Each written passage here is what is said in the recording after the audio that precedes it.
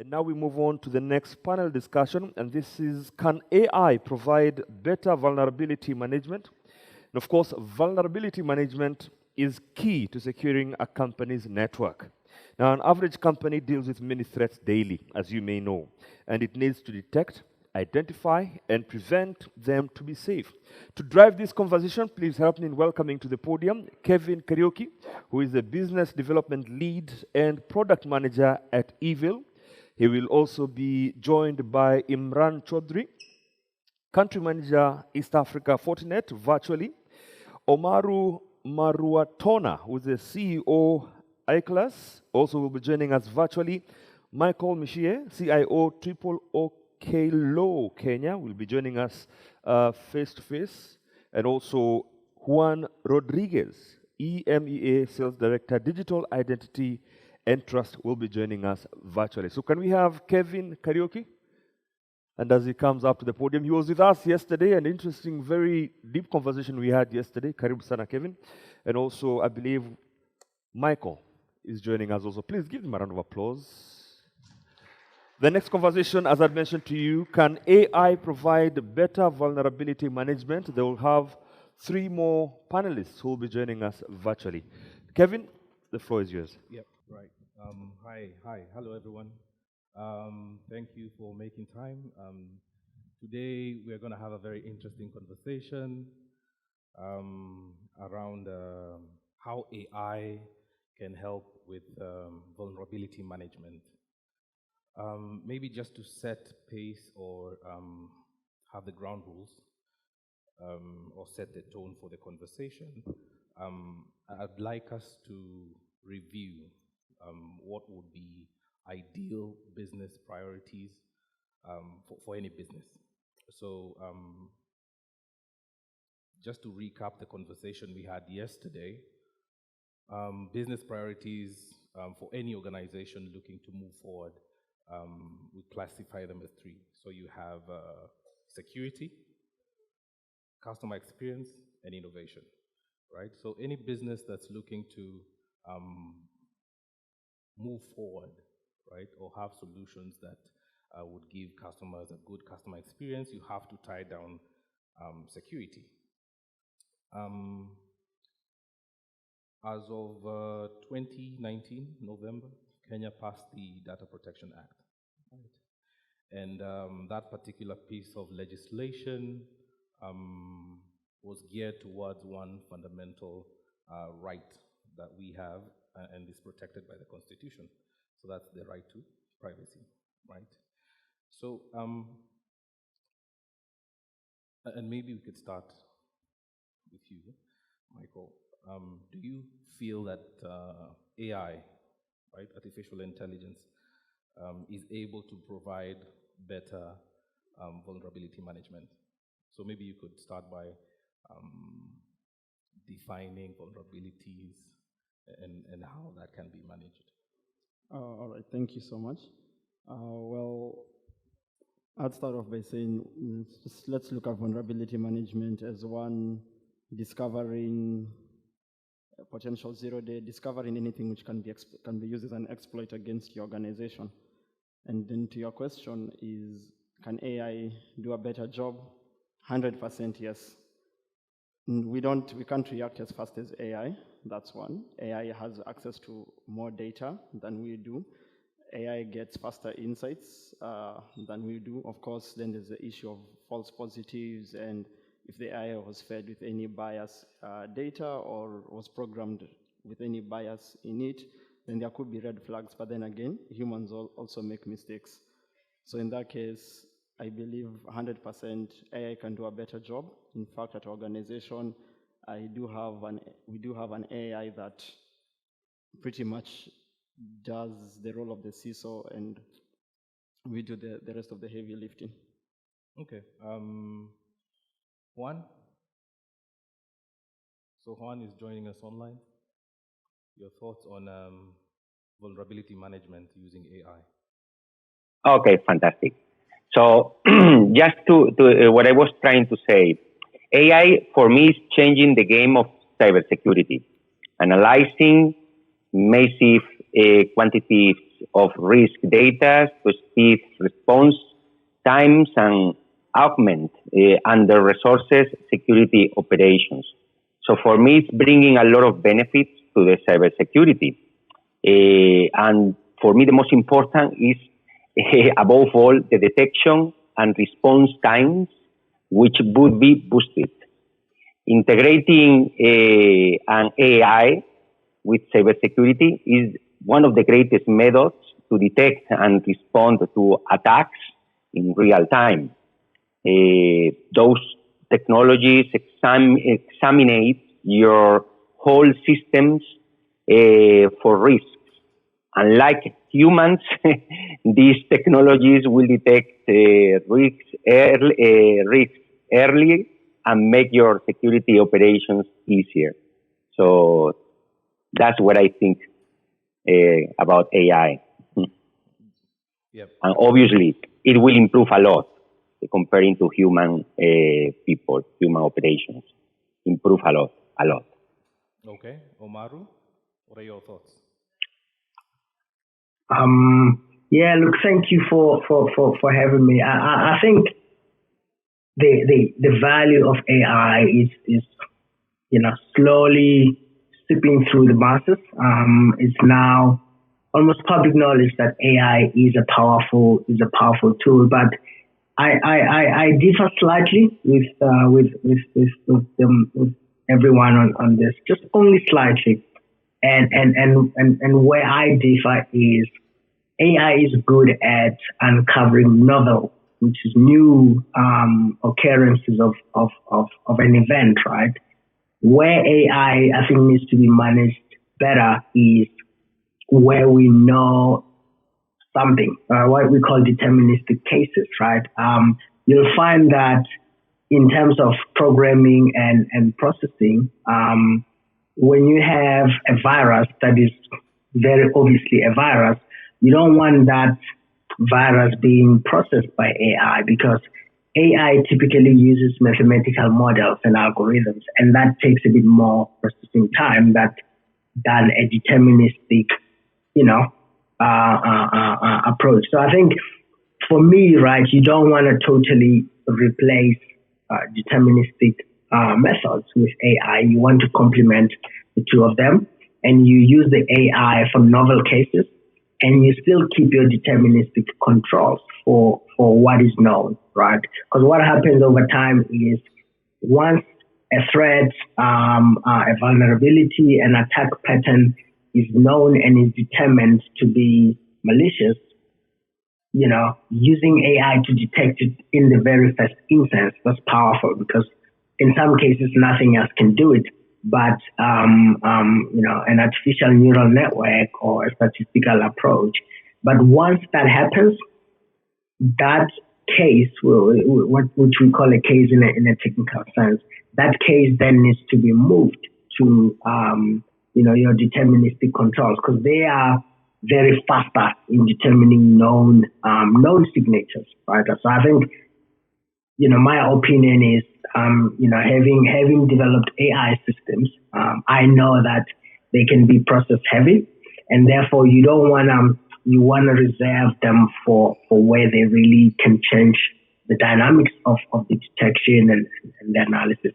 So, in a nutshell, that's what I think. I think complementing deterministic controls and AI, and having an architecture where AI comes in if a case is new or if a case has not been encountered before, then definitely.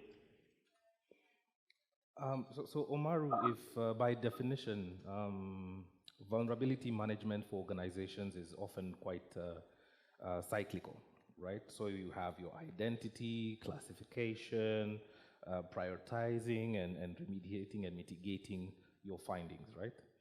So in that case, there are plenty of aspects that, if you think about it, different teams within the organization can look at, right? So in this case, when you say we're going to collapse all these different functions to be done by AI, do you see there's a possibility of, say, creating false positives, some form of bias when it comes to AI? Yeah, look, for sure. It's in the nature of AI because the way any artificial intelligence approach works is by observing historical cases and then making inferences, making models about what those cases form. In some cases, they form, what we call a baseline model. In some cases, you use those historical patterns, to form, a boundary or what we call a threshold, and such that anything above a particular threshold is good, anything below a particular threshold is bad, right? So to get that threshold right, you'd find that given the amount of data that the model has, sometimes you overgeneralize, which means the model is setting the threshold a bit higher than where it needs to be. In some cases, you undergeneralize. So, false positives are part of the learning process for programming a machine. So I think, yes, it's powerful to collate different feeds, different data logs, different data points in order to have a better picture of what a threat looks like, a vulnerability looks like. But in that process, it's a given that there will be false positives in the early days. Okay. Michael, a question would be, looking at the Data Protection Act, some of the requirements is how long you keep the data for your customers. When we talk about AI, there's a need to hold data so that you create those assumptions and those algorithms, right? So at the wake of the new legislation that defines how long or how much data you can use, right? Then in that case, how would you go about that? Well, I don't think that's a limitation for any good AI. Basically, how AI learns is it first needs a large set of data, then it starts learning from there. Once it's learned something, it doesn't need to go back to that data. It doesn't keep going back to that data and relearn the same thing to make a decision. It now has its own inferences and its own decision-making scheme that it can work with. So now you don't need that data anymore, so that data can then be, if the client wants their data back, they can get it back. If the data needs to move away from the AI, it can be moved away from the AI. Another step that you could do is the pseudo-anonymization of data. So remove descriptive terms, but then as you notice, if you notice a lot with AI, the smarter it gets, with the more data you feed it, the smarter it gets to the point where even with non-descriptive data, it's able to connect random data sets and decide this is Kevin. Right. And no set of humans would have done that, but then this one AI does that, and that now raises the question, so even with anonymized data, well-anonymized or well-pseudonymized data, this AI is still able to infer and make this decision. And this now brings us to what we have the challenge with AI. AI will always tell us an output. Really, it's quite difficult to sort of get that rationale. How did the AI arrive to X? So it's just the black box problem with AI. You want it to show you vulnerabilities, it will show you vulnerabilities. You want it to help with customer data, it will help you. How it got there, you don't know. It will tell you, I'm there, it's an 80% match. It's either you take it or you leave it. Okay. Juan? What are your thoughts? Yes, mister. Yeah.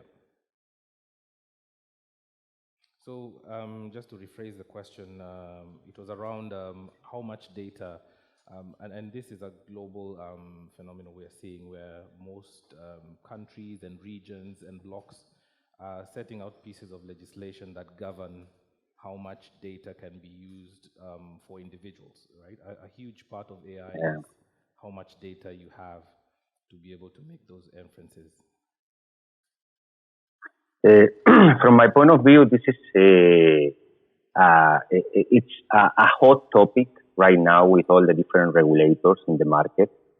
Depending where you are, some regulators are defining a certain time in order to keep some data with you.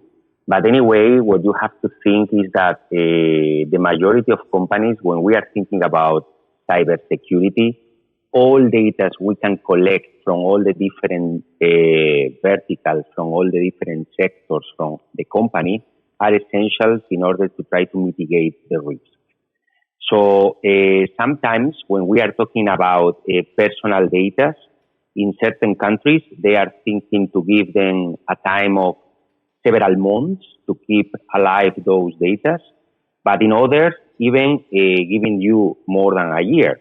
So anyway, the most important thing is that if we are using systems like AI, from my point of view, I mean, are essential, and as my colleague before was talking, I mean, yes, we are using so many heavy data by using sophisticated algorithms, but these systems, these AI systems, are being trained to detect the malware, okay, to run patterns recognitions, to detect even the minutest behavior of malware or ransomware attacks before it enter into the systems.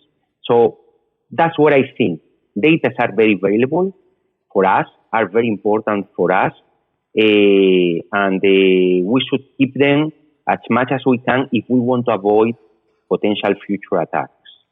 Even if, depending on the legislations, we should really be aligned with that and compliance with that.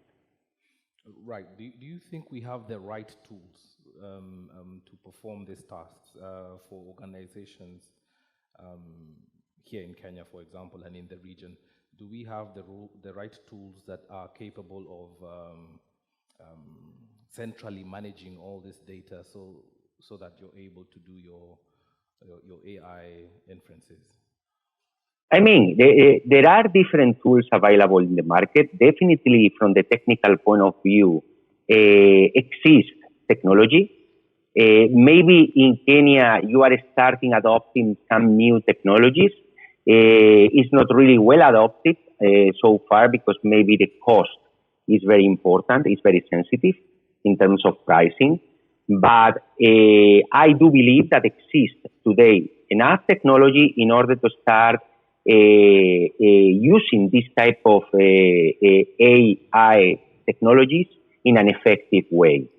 But it's gonna be a matter of time for sure. You maybe will need a little bit more time in order to accommodate new technologies, new features, new capabilities that exist today in the market, which allow AI system to really be proactive, effective, and efficient for all these types of activities. But it will be a matter of time. It's not going to be long, So in very short time, and thanks above all to the COVID situation, this pandemic that is changing dramatically the whole digital transformation world, we are going to observe huge changes in short term. So we are not going to need to wait 5 years, 6 years in order to see things like this. Okay, so I do believe that in very short term, we are going to be able, even in Kenya, to start using these types of technologies on our benefits, of course. Okay, Omaru, is the market ready? Yeah, look, I think as Juan was saying, 100% agree with what he's saying. Part of what we do as a business is we also advise on monitoring, right? Somebody spoke about AI ethics. I'm not sure if it's in this panel or the previous panel. I was just listening in on the conversations. The big challenge now with AI is, the black box. Michael spoke about the black box, which is very few people understand what's happening inside, right? And therefore, with a technology, a powerful technology like AI, you want there to be some kind of regulation, safe use, right? It's a powerful tool. How do we make sure we only use it safely and fairly, and it does not discriminate others or hurt other people? So I think what is still a challenge is how do we regulate the adoption of AI such that it's safe, it does not present harm or danger to the users, right? I think market readiness, definitely from a capability perspective, but from a regulation and policing perspective, I'm seeing gaps there. We're doing some work with other regulators who want to solve that exact problem, because it's a bit like cybersecurity. The reason why cybersecurity is blooming right now is because first you develop the functionality and then you think about securing it after. So I think AI is headed in that same direction where the capability is there, but the question is, do we have enough breaks in the event that this thing, has a life of its own and it takes off. So, that for me, that would be one of the biggest challenges that I'm seeing from a market readiness perspective. Okay. Yeah. Michael, I'd like to hear your thoughts around what you feel would be the human elements that are lost when we consider AI. When we consider AI vis-a-vis having cybersecurity operations guy just looking at screens and trying to identify threats for organizations. I think the first thing we miss is the key human element we miss is accountability. Because it's very easy to decide someone in your SOC or within your cybersecurity team messed up, and there's a way to deal with that. Yeah. How do you deal with that with an AI? You can't, okay, I'll shut it down. Has it really been punished? And I think that's the challenge with all applications of AI.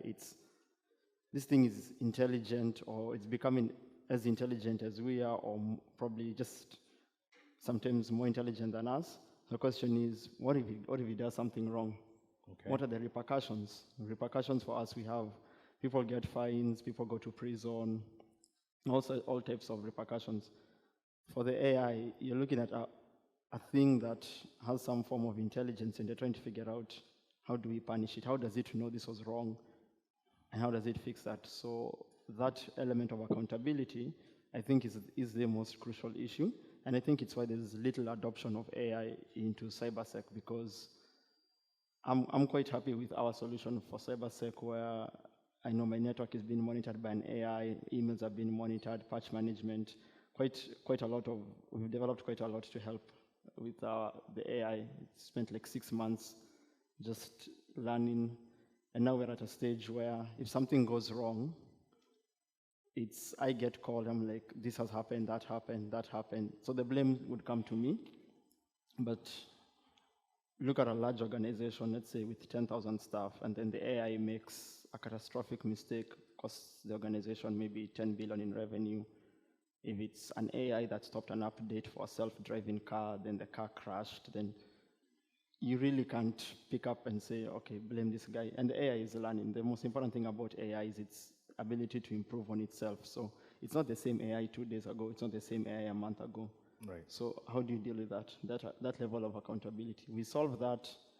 We could all spend our year in Mombasa, just looking at email notifications, having an AI do your job for you.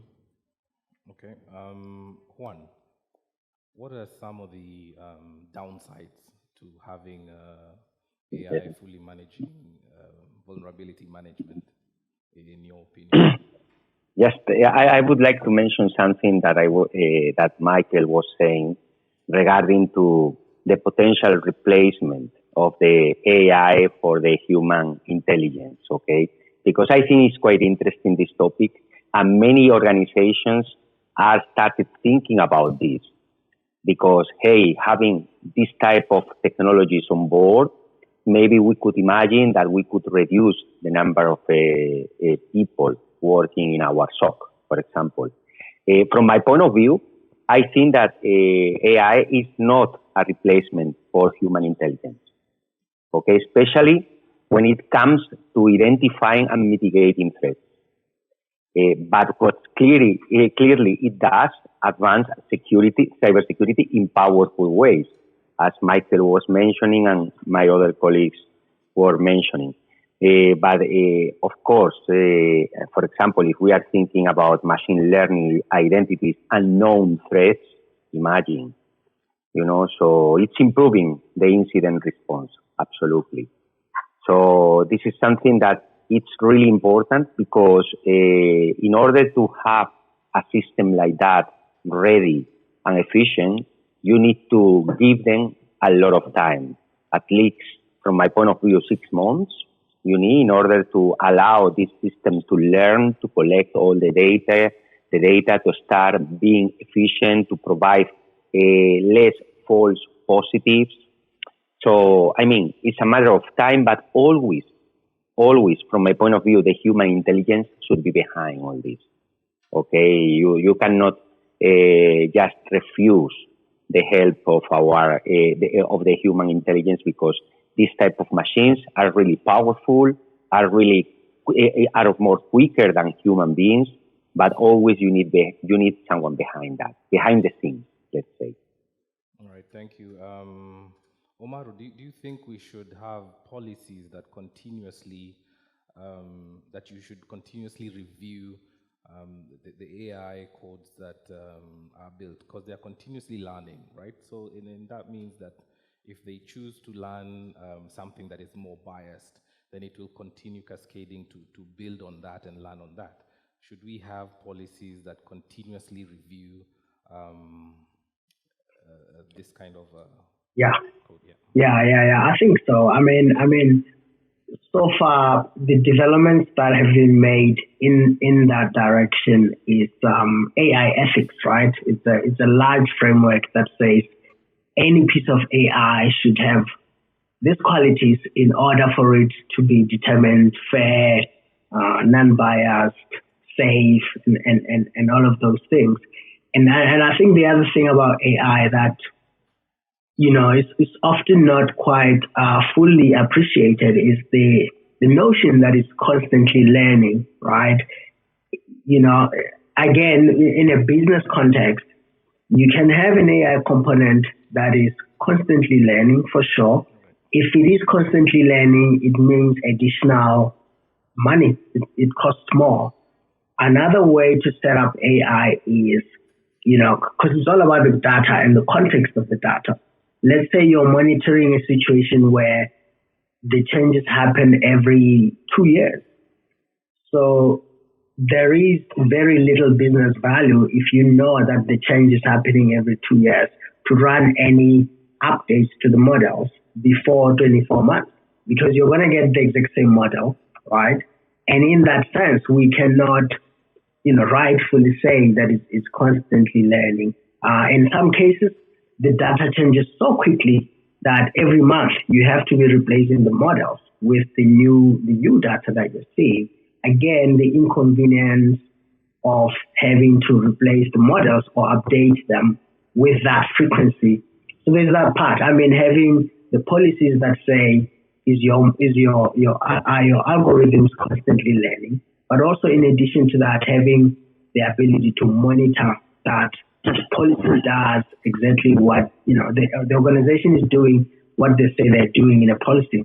Because it's one thing to say you're doing something, is the other to actually implement it. So I think yes, we need policies, we need the ethics, like I said, the AI framework, but we also need actionable monitoring tools to make sure that those ideals are actually implemented. Okay, so maybe we could get like 2 questions maximum from the audience. Comments? Yes.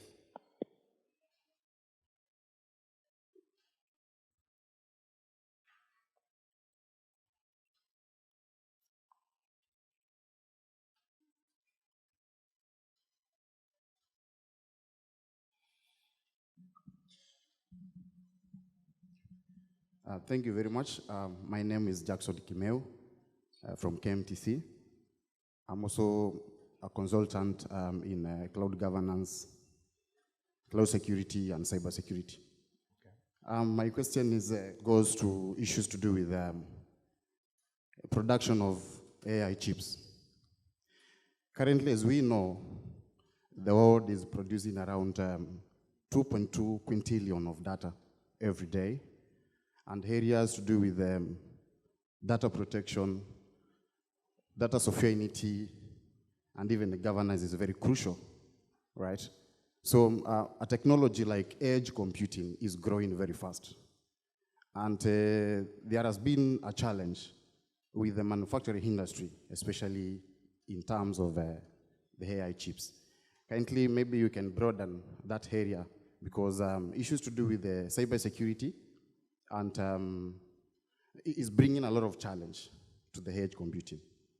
Thank you. Okay. Any other questions? So that we can take them all at once. Right, yeah.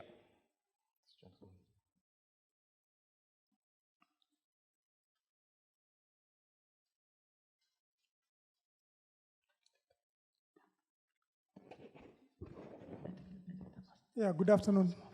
My name is Paul from Safaricom, SACO, and also Safaricom Technology. My question is, yes, we use AI for making data insights, but at what point do you humanize or contextualize data?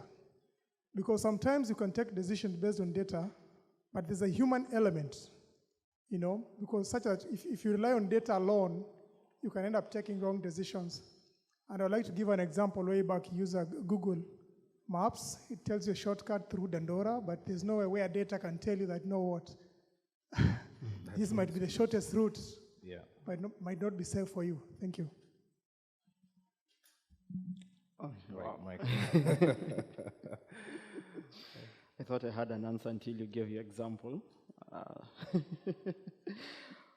Anything that we have not yet programmed into AI is defined as human intelligence. So this human touch that you think we're missing in decision making is just what we haven't learned to program into AI. Remember, anything which the laws of physics obeys, it's called the computation. I think it's called the computational something. I don't remember the name quite clearly right now. Anything in physics that obeys the laws of physics can be simulated in one way or another in a virtual environment or within a program. So by that definition, we've started to simulate certain forms of human interaction and human thought into AI. So that last human touch that we are missing is just something we are grappling with how to write it into code. The example you gave really shoots my answer in the foot, but I feel that one of what you've mentioned is something called human in the loop, which is used to remove bias and to check for bias within AI. I think that slows down the overall decision process. I don't understand why I would want this powerful technology. Imagine you're in a Ferrari, you're racing, and then you have 100 meters to go, you park the Ferrari and you start running. Your competition will pedal right past you because you needed that human touch. And you've built this AI to do your work for you, and now you're second guessing it. I don't think we should do that, but your example was really good. All right, guys, Hi. those are really interesting conversations. Sorry, Thank you very much. one last. Okay. Hi, my name is Byron. I'm from Liquid Telecom. My question is to Michelle. AI has good benefits, yeah? My question is relating to gaming. Yeah, I know you are a gamer. How will I beat the AI in the game? So because it's outrunning me. So in gaming, AI or the AI that is used by NPCs, these are the non-playable characters, are built on difficulty curves depending on which studio is doing it. If you're getting your game, those who play games here, if it's something from software, the guys who give us Dark Souls, some of the hardest games ever, those games, their AI is built to punish you for failure. It's built to make you just improve your skill. So beating an AI in a game just depends on whoever who wrote the AI decides just how difficult the AI is going to be. There are games, I know that levels still today, there are people are still trying to beat certain hidden levels where it's literally been programmed that it's unbeatable. And the developers have come out and said it's unbeatable. And then you have really smart guys and girls who sit down. They remodel the game, they tweak the game, they put in some mods, and they try. If it works, these guys fix it. If it doesn't work, they keep trying. And that's actually, if you, to really, okay, just as a small tangent, the fact that you've just mentioned gaming, that's probably one of the best ways to understand AI and how AI works in its simplest form and in its most developed form. That's why Google has taught most of its AIs games, and then you're hearing these are the most smartest AIs, because as kids, how did we learn things? Games. How are you teaching your AI? Games. The simplest route works. All right. That brings us to the end of our session. Thank you guys very much. A round of applause to our panelists. Thank you, guys. Thank you. Thank you very much, guys. It's been a pleasure.